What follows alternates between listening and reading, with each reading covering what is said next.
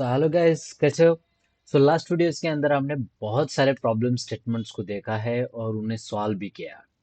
तो आज हम देखते हैं कि यानी इस वीडियोस के अंदर कि फॉर ईच लूप क्या होता है, फॉर ईच लूप को किस तरह से एग्जीक्यूट करें, 1D और 2D अरेज के अंदर उसको किस तरह से मैनिपुलेट में हम यूज कर सकते हैं। चलो चेक कर लेते हैं।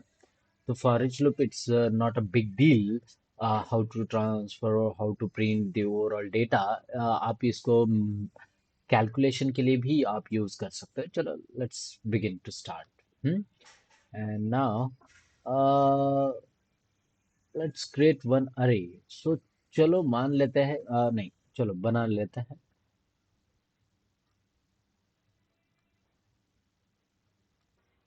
इट जस्ट अरे, 2D अरे।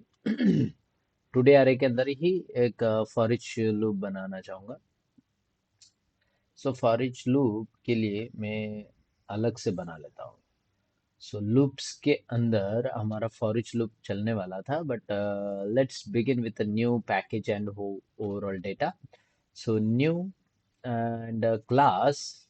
Now here is the com dot for each अलग से है आएगा, सो इसलिए मैंने फॉर ईच लगा रहा हूँ। सो फॉर ईच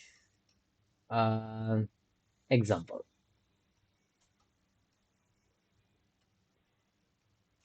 ठीक है, फॉर ईच एग्जाम्पल। अब ये फॉर ईच एग्जाम्पल तो मैं स्टार्ट करूंगा, नहीं ऐसा नहीं, तो उससे पहले थोड़ा सा फॉर ईच के बारे में जान लेता है। हम्म सो अब ये यहाँ पर बहुत सारे क्वेश्चंस को मैंने सॉल्व किया है आपके लिए।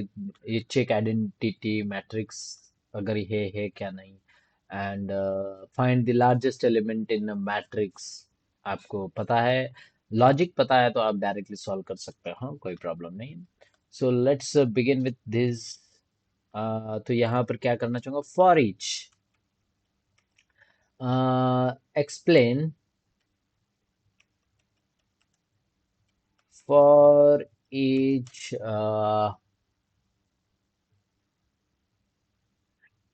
in Java. Simple explain, simple for each in Java. Explain in a simple way. In a simple way.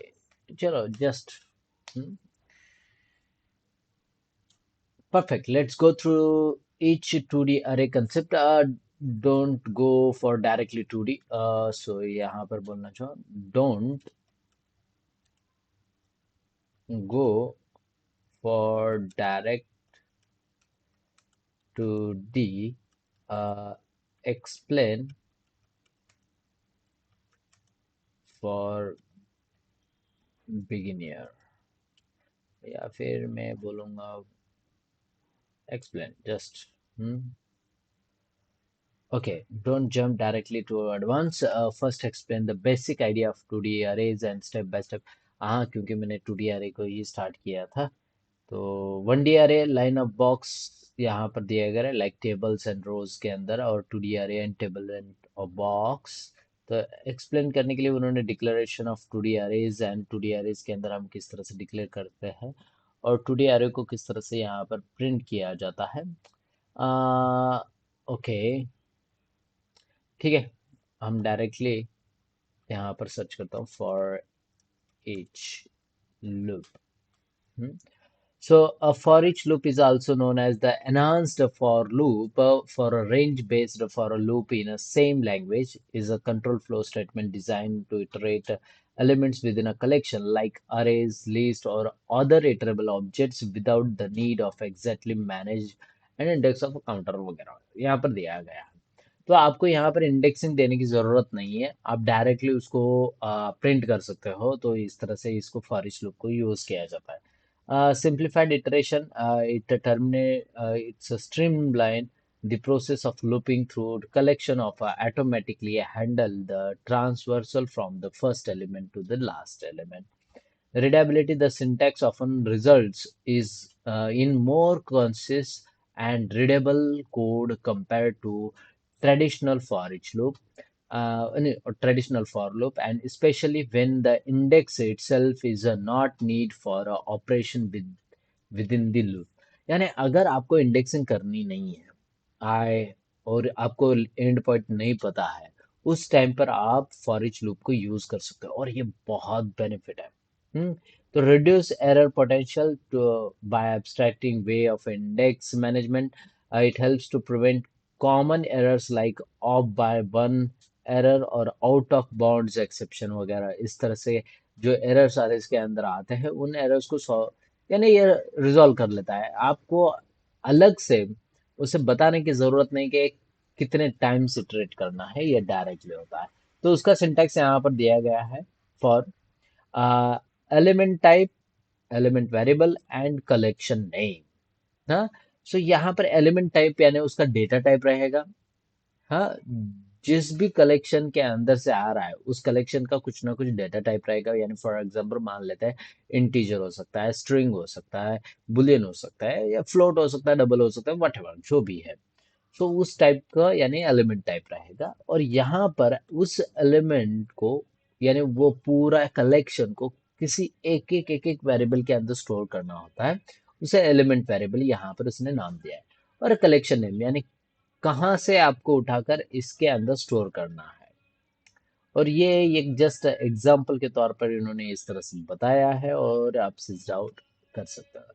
चलो एक्सप्लेन कर लेता हूँ। और no indexing access, typically you can not directly access for modify element by their indexing वगैरह वगैरह यहाँ पर दिया गया है। आप चाहे तो पढ़ सकते हो, मैंने डायरेक्टली एआई टूल की ही हेल्प ली है, एआई ओवरव्यू। बट यहाँ पर भी इसने आई थिंक कहीं तो बताया होगा। बट हम 2D अरेज के अंदर है तो वो कंटिन्यूली 2D अरेज को ही कंसिडर करके आगे बढ़ रहा है, तो वो ना बढ़े हमारा वो। ठीक है, वो बढ़ गया, हमें क्या करना है जाने देते हैं। और डायरेक्टली मैं क्या कर लेता हूँ, यहाँ पर हम स्टार्ट कर लेता हूँ प्रोग्राम। सो आप प्रैक्टिस करते रहो। बेसिकली मैं तो ये कहूँगा। और यहाँ पर बोल देता हूँ इंट इट जस्ट अ नम और वट एवर यू वॉन्ट। हाँ, आप स्ट्रिंग ले सकते हो, डबल ले सकते हो, फ्लोट ले सकते हो। इट जस्ट नॉर्मल आ रहे, इट जस्ट नॉर्मल आ रहे जिसके अंदर इंट नम नहीं, sorry, it just object create करता हूँ न्यू इंट और 5 ले लेते हैं, what ever, it's overall depends on you. Okay, so user से वैल्यू लेकर आप इसको असाइन कर सकते हो, या फिर नम ऑफ जीरो, मैं यहाँ पर बोलना चाहूंगा num of zero it's equal to, okay, इस तरह से 1 2 3 4 5, ठीक है, 2 3 4 एंड 5। और यहाँ पर वैल्यूज को चेंज कर लेता हूँ और जस्ट सिंपल।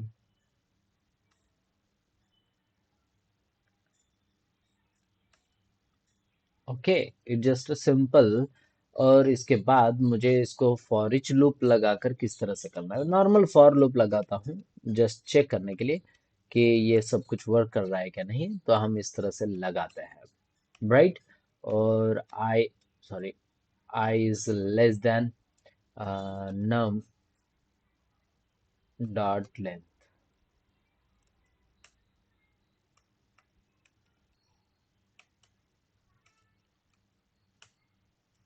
सिस आउट। और यहाँ पर ले लेता हूँ नम of I.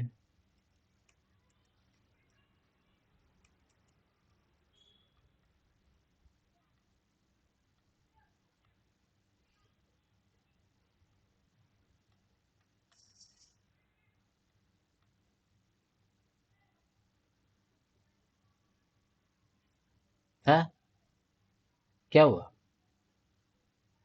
Oh sorry, one, one दिया ही नहीं। 1 2 3 एंड 4, सॉरी माई गलती से मिस्टेक हो गई। और राइट क्लिक करके रन है Java application. Okay, 23 34 and 2 and 3 यहाँ पर आउटपुट नजर आ रहा है। सो ये नॉर्मल फॉर लूप हो गया जिसके अंदर हमें इंडेक्सिंग करनी होती है। सेकेंड फॉर ईच लूप यहाँ पर दिखा रहा हूँ। तो बस जस्ट आपको फॉर लिखना है। हाँ, और कौन से टाइप का डेटा है वो पता होना जरूरी है। अब कौन से टाइप का डेटा हो सकता है, तो यहाँ पर इंटीजर टाइप का डेटा है तो इंटीजर। इट जस्ट वेरिएबल, तो यहाँ पर वैर कर देता हूँ। कोलन देकर आपको कलेक्शन यानी हमारा बंच ऑफ डेटा कहाँ पर स्टोर किया गया है, तो वो स्टोर किया गया है नम के अंदर। आपको यहाँ पर बाकी कुछ भी लिखने की जरूरत नहीं है, बस खत्म हो गया और सिस आउट कर देना है। और सिस आउट के अंदर आपको यहाँ पर वैर कर देना है। जस्ट सिंपली हम अगर वैर कर लेते हैं और रन जावा एप्लीकेशन कर लेता हूँ, तो यहाँ पर आप 23 34 238 यहाँ पर आउटपुट नजर आ रहा है। जो मैंने यहाँ पर दिया था वही आउटपुट यहाँ पर आपको नजर आ रहा है विदाउट इंडेक्सिंग। तो ये फॉर ईच लूप है। विदाउट इंडेक्सिंग अगर आप करना चाहते हो तो इस तरह से आपको किया जाएगा। तो ये फॉर ईच लूप हो गया। सेम फॉर ईच लूप आप यूज कर सकते हो टू डे अरे के लिए। सो मैं यहाँ पर टू डी अरे भी बना लेता हूँ। इतना कॉम्प्लेक्स करना है। टू डी अरे हमें बनाने में कितना ज्यादा नहीं होना चाहिए। इंट मैट ऑफ अरे यहाँ पर लिख देना चाहूंगा। सो इक्वल्स टू लेकर करली ब्रेसेस और यहाँ पर सेमीकोलन से एंड। एंड उसके बाद यहाँ पर curly braces comma separated data 2 by 2 कर लेता हूँ, ज्यादा नहीं। और यहाँ पर चलो दिखाता हूँ 1 2 3। और यहाँ पर लिखना चाहूंगा मैं 4 5 6। हम्म अब यहाँ पर मैट के अंदर किस तरह से लगाया जाएगा फॉर ईच लूप, तो पहले वन बाय वन हम देख लेते हैं कि फॉर ईच लूप किस तरह से कर सकते हो। तो यहाँ पर करना चाहूंगा, ये मैट वाला है। तो फॉर ईच लूप इसके लिए किस तरह से लगाया जाए। अ, तो यहाँ पर इंटीजर टाइप का डेटा है, तो इंटीजर टाइप यहाँ पर आप स्टोर करोगे वैर वट एवर, आप वैर भी नेम दे सकते हो। बट जस्ट मैं आपको यहाँ पर बताना चाहूंगा कि पहले मुझे इस डेटा को लेना पड़ेगा। अरे के अंदर अरे है, तो पहले मैं इस के इसको लूंगा और देन इसको लूंगा और इसके अंदर फिर से 1 2 3 यानी इस तरह से मेरा होता है। तो हम फॉर ईच लूप फॉर के इनसाइड फॉर लूप लगाता है। तो यहाँ पर बोलूंगा इंट वैर नहीं इंट रो। पहले मैं रो प्रिंट करना चाहूंगा तो रो आप लिख सकते हो, इट्स डजेंट मैटर। रो कहाँ से, मैट के अंदर से। ओके, और यहाँ पर हमारा रो हो गया। अब बट जस्ट आप मैट लिखोगे तो ये देखो type mismatch can not convert from element type int अरे टू इंट। यानी ये जो रो हमें रिटर्न करता है ये एक अरे है, it's a collection of data. So यहाँ पर ये बोलूंगा अरे। ठीक है, जस्ट नॉर्मल अरे। तो आप इस तरह से बता सकते हो। ओके, अब ये तो हो गया ये कलेक्शन अरे रो, ए 1 बाय 1 कलेक्शन अरे। तो यहाँ पर फिर से मैं एक लगाऊंगा फॉर। अब यहाँ पर उस कलेक्शन में से एक एक मुझे वैल्यूज को उठाना है। तो यहाँ पर इंट वेरिएबल ऑफ रो इस तरह से मैं नाम दे देता हूँ। और अब यहाँ पर मेरे पास एक एक वेरिएबल आ चुका है। और यहाँ पर अगर मैं सिस आउट करता हूँ और सिस आउट के अंदर मैं यहाँ पर लिखूंगा वैर, जस्ट वैर लिख देता हूँ और स्पेस दे देता हूँ, स्पेस प्लस ऑपरेटर के साथ यहाँ पर मैंने स्पेस दिया। और यहाँ पर बोलूंगा सिस आउट डन, यानी थोड़ा सा अलग से अच्छे से नजर आने के लिए। और यहाँ पर भी सिस आउट कर लेता हूँ। और सिस आउट करने के बाद sorry my mistake, double quotes और यहाँ पर स्टार दे देता हूँ। अलग अलग में है। और इसको एग्जीक्यूट कर लेता हूँ और रन एज जावा एप्लीकेशन। तो आप देखोगे यहाँ पर 1 2 3 और 4 5 6 यहाँ पर प्रिंट हो रहा है। तो विदाउट इंडेक्सिंग मैंने यहाँ पर प्रिंट किया है। तो फॉर ईच लूप लगाने के लिए आपको उसको स्टोर करना पड़ता है कौन से टाइप का डेटा है, वो डेटा बाद में कौन से टाइप का रिटर्न करने वाला है वो पता होना जरूरी है। उसके बाद ही आप ये यहाँ पर इस तरह से करना। अब ये जो मैट था, इस मैट के अंदर दो टाइप के कलेक्शंस रहेंगे। सो अगर मैं इसको वन लाइन के अंदर लिख देता हूँ तो यहाँ पर आप देखोगे तो it just collection of a collection इस तरह से है। तो यहाँ पर ये एक एलिमेंट और ये एक सेकेंड एलिमेंट की तरह वर्क करेगा। बट ये फर्स्ट एलिमेंट के अंदर उसके 3 एलिमेंट्स अवेलेबल है और सेकेंड एलिमेंट के अंदर 3 अलग अलग एलिमेंट्स अवेलेबल है। तो यहाँ पर इन दोनों को इस तरह से अलग अलग वे में ट्रीट करके आप फॉर ईच लूप के अंदर प्रिंट कर सकते हो, कोई प्रॉब्लम नहीं है। एकदम सिंपल है। फॉर ईच लूप के साथ हमने यहाँ पर प्रिंट किस तरह से किया जाए वो यहाँ पर हमने देख लिया है। तो अब ये पार्ट हो जाने के बाद सबसे इम्पोर्टेंट पार्ट आता है कि हम आगे ऐसा क्या कर सकते हैं जो कि फॉर ईच लूप के अंदर। तो हम बहुत कुछ फॉर ईच लूप को यूज कर सकते हैं अलग अलग। जो भी मैंने प्रॉब्लम स्टेटमेंट दिया है, जो भी है, आप प्रॉब्लम स्टेटमेंट सर्च करो और उसके साथ यूज करने की कोशिश करो फॉर ईच लूप के साथ। फॉर ईच लूप हम बेसिकली कलेक्शन जब पार्ट पढ़ेंगे उस टाइम पर बहुत ज़्यादा यूज़ करेंगे, क्योंकि फॉर लूप हम यूज़ नहीं करते। इंडेक्सिंग अगर नहीं करनी है तो फॉर लूप को यूज़ नहीं किया जाता, ट्रेडिशनल अप्रोच बंद हो जाता है। आप फॉर ईच लूप को ही यूज़ करते हो, बहुत बेनिफिट साबित होता है। अ, तो ये वाला पार्ट हो जाने के बाद मेक श्योर कमेंट करना, या फिर अगर कोई प्रॉब्लम है तो बताना मत भूलना। और अगर आपको कुछ नया पार्ट चाहिए तो प्लीज़ मेक श्योर कि आप बता कमेंट करना। सो मिलते हैं नेक्स्ट वीडियोस के अंदर, जहां पर हम कुछ अलग क्वेश्चंस को सॉल्व करेंगे और देखते हैं। मैं तो कहूँगा कि अलग क्वेश्चंस यानी क्या, हम हमें सॉर्टिंग वगैरह पार्ट पता होना जरूरी है, तो हम सॉर्टिंग वाला पार्ट कर लेते हैं। ठीक है। तो ठीक से ये करना कि हम सॉर्टिंग किस तरह से कर सकते हैं। तो यहाँ पर मैं बोलूँगा give me questions on the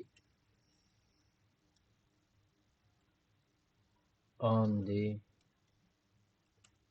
basis of sorting in 1D and 2D array। Okay. तो यहाँ पर मैंने क्वेश्चंस पूछ लिया है। तो देखते हैं perfect 1D sorting questions and 2D sorting questions यहाँ पर उन्होंने वो सॉर्टिंग किस तरह से किया जाए। तो नेक्स्ट वीडियोस के अंदर हम इस वीडियोस के साथ प्रॉब्लम स्टेटमेंट के साथ देखेंगे। सो मिलते हैं नेक्स्ट वीडियोस के अंदर, और किस तरह से किया जाए प्रोग्रामिंग वगैरह आप देख सकते हो। तो मिलते हैं, बाय बाय, टाटा गाइस।